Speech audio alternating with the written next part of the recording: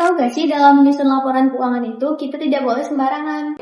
Emangnya kenapa? Bukannya yang penting angka-angkanya sesuai sama transaksi perusahaan? Tidak juga, soalnya dalam akuntansi itu penyusunan laporan keuangan harus mengikuti aturan yang disebut dengan standar akuntansi. Betul, standar akuntansi dipakai untuk pedoman agar laporan keuangan itu dapat mudah dipahami.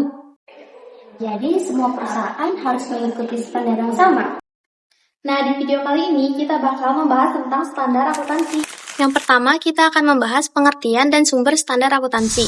Standar akuntansi merupakan pedoman atau aturan yang digunakan dalam proses pencatatan, pengukuran, serta penyajian laporan keuangan. Tujuan adanya standar akuntansi ini adalah agar laporan keuangan yang disusun oleh suatu entitas dapat dipahami, relevan, andal, serta dapat dibandingkan oleh para pengguna laporan keuangan. Sumber standar akuntansi berasal dari beberapa hal. Antara lain itu yang pertama, ada teori akuntansi yang dikembangkan oleh para ahli. Yang kedua, ada praktik akuntansi yang berkembang di dunia bisnis. Yang ketiga, ada peraturan pemerintah dan lembaga regulator. Dan yang terakhir atau yang keempat adalah standar akuntansi internasional seperti IFRS yang digunakan secara global. Sebelum kita ke pembahasan ini, kita perlu memahami bahwa dalam praktiknya standar akuntansi ini tidak berdiri sendiri. Dalam penyusunan laporan keuangan, standar akuntansi juga berkaitan dengan berbagai aturan lain yang berlaku. Oleh karena itu, pada bagian ini kita akan membahas bagaimana hubungan standar akuntansi dengan perangkat aturan lainnya. Standar akuntansi memiliki hubungan dengan berbagai perangkat aturan lainnya, misalnya peraturan perpajakan, hukum perusahaan, dan regulasi pasar modal. Walaupun memiliki hubungan dengan berbagai aturan tersebut, tujuan utama standar akuntansi tetap untuk menyajikan laporan keuangan yang wajar dan dapat dipercaya bagi pengguna informasi keuangan.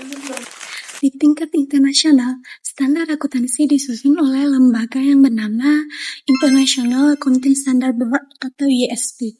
IASB menghasilkan standar yang dikenal dengan International Financial Reporting Standard atau IFRS, di mana yang saat ini telah digunakan oleh banyak negara di dunia.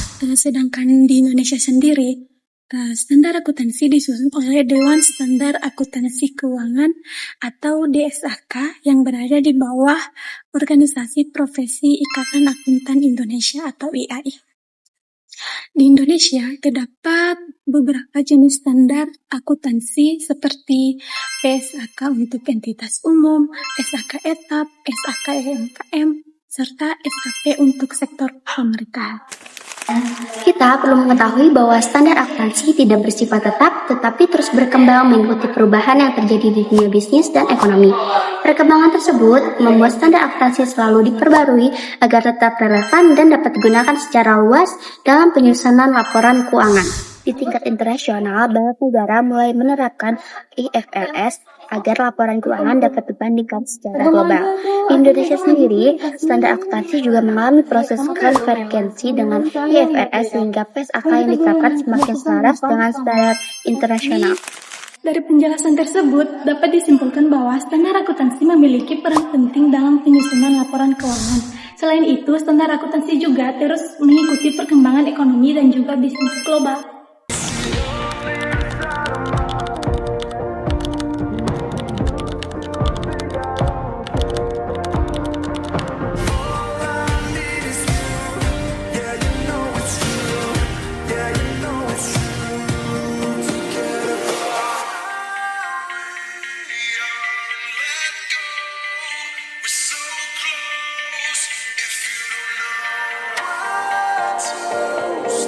Just hold